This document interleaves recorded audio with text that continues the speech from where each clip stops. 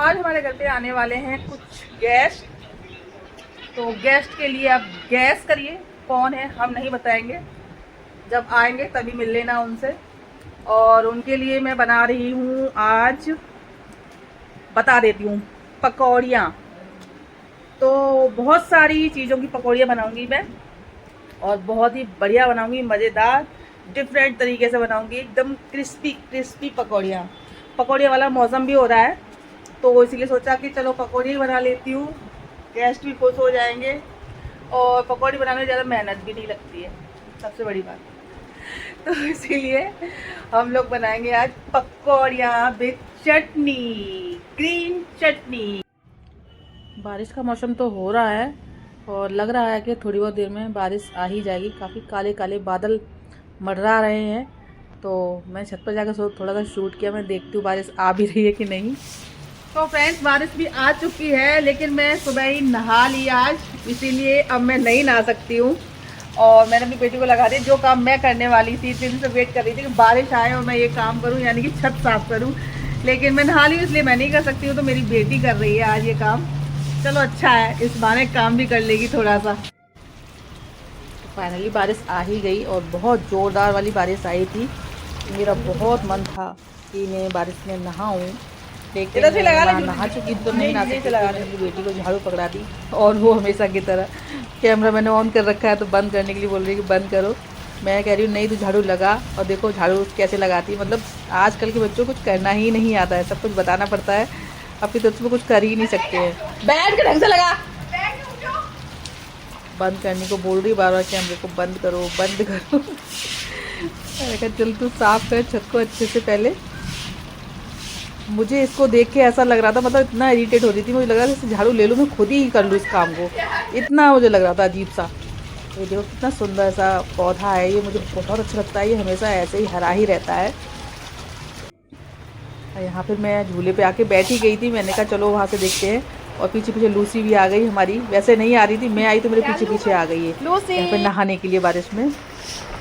और मैं झूले बैठ गई थी, मैं क्या ही करती, बस थोड़ा सा अंदर से मन उदास था कि मैं नहा नहीं पा रही हूँ, क्योंकि ज़्यादा भीगना नहीं चाहती थी। अभी हाल ही में मैं बीमार हो गई थी, मेरे को कोल्ड हुआ था और फीवर हुआ था, इस वजह से मन कर रहा था नहा लूँ, लेकिन फिर नहीं नहाई मैं तो फिर से बीमार पड़ जाऊँगी, क्या ही फ़ायदा है।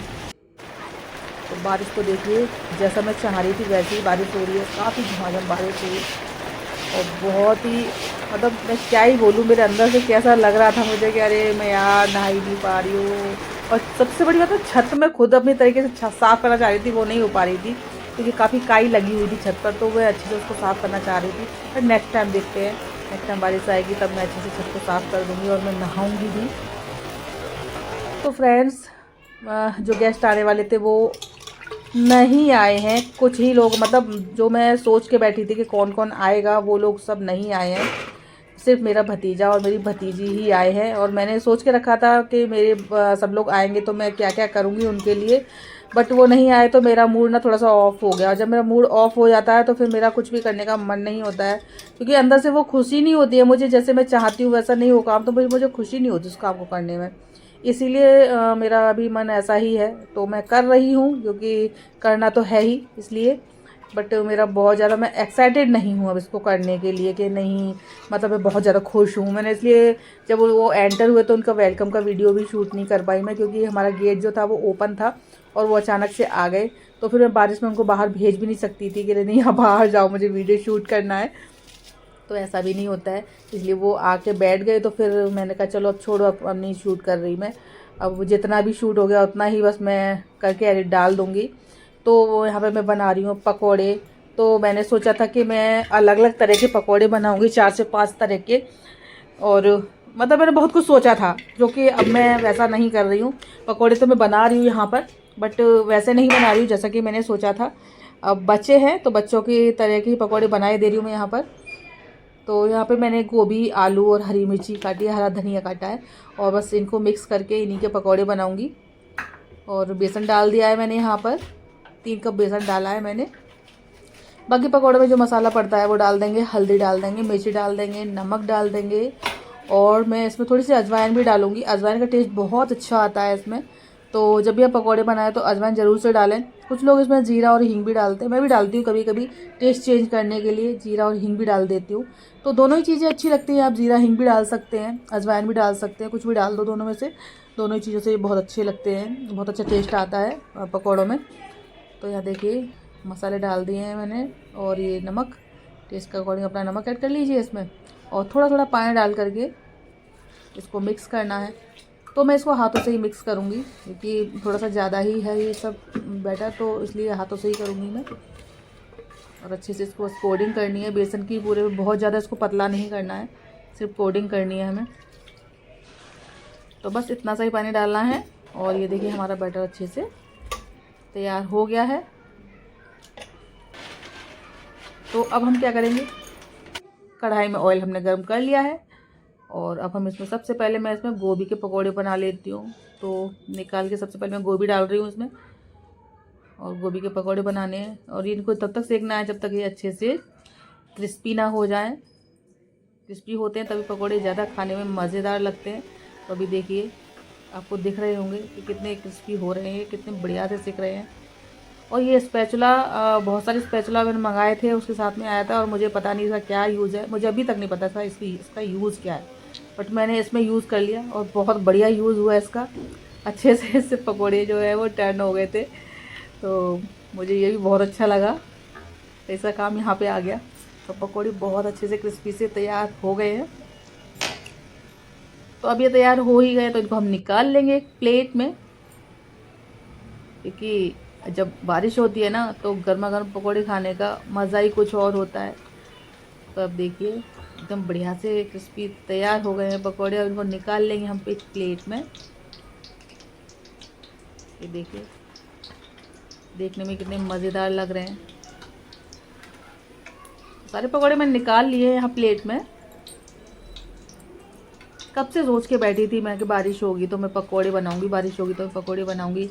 फिर लोगों का कॉल आया भाई वगैरह कि हम लोग आ रहे हैं, तो फिर मैं सोचा कुछ और, मैं कहा चलो बढ़िया से एक ब्लॉग बनाएंगे।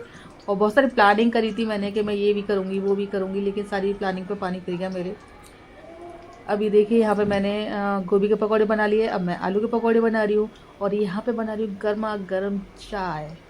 तो वही पकौड़े हों और चाय ना हो, ऐसा तो हो ही नहीं सकता है।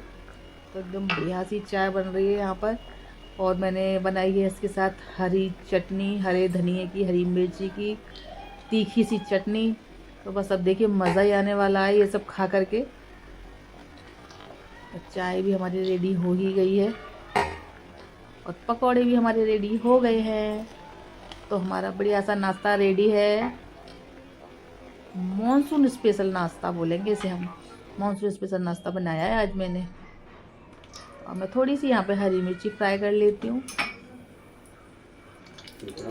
और मैं तो हरी मिर्ची भी खा लेती हूँ अलग से, बड़ी टेस्टी लगती है खाने में। बाकी जो नहीं खाते वो निकाल भी सकते हैं। तो यहाँ देखिए हरी मिर्ची भी फ्राई हो गई है। अभी देखिए देखने में कितने बढ़िया लग रहे हैं ये, अभी से मुँह में पानी आ रहा होगा देख के आपके भी। हाँ ये देखिए दिखा देती हूँ मैं सर्व करके आपको। ये देखिए हमारे आलू के और गोभी के पकोड़े रेडी है विद चटनी, ग्रीन चटनी।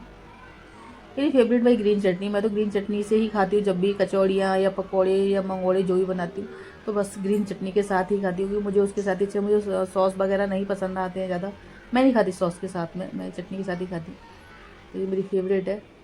और यहाँ देखिए चाय भी हमारी तैयार हो गया, चाय भी हम छान लेते हैं। तो यहाँ मैं मिट्टी के कुल्हड़ में छान रही हूँ, तो अलग ही इसका स्वाद आता है चाय का। अगर मिट्टी के कुल्हड़ में मिल जाए चाय तो मज़ा ही आ जाता है। तो यह देखिए चाय भी तैयार है हमारी, और खाने वाले भी तैयार है। फिलहाल भतीजी है यहाँ पर, भतीजा नहीं है, वो बाहर। कैसे लग रहे हैं पकोड़े? तो बस इसी से पूछ लेते हैं कैसे है। Thanks for watching.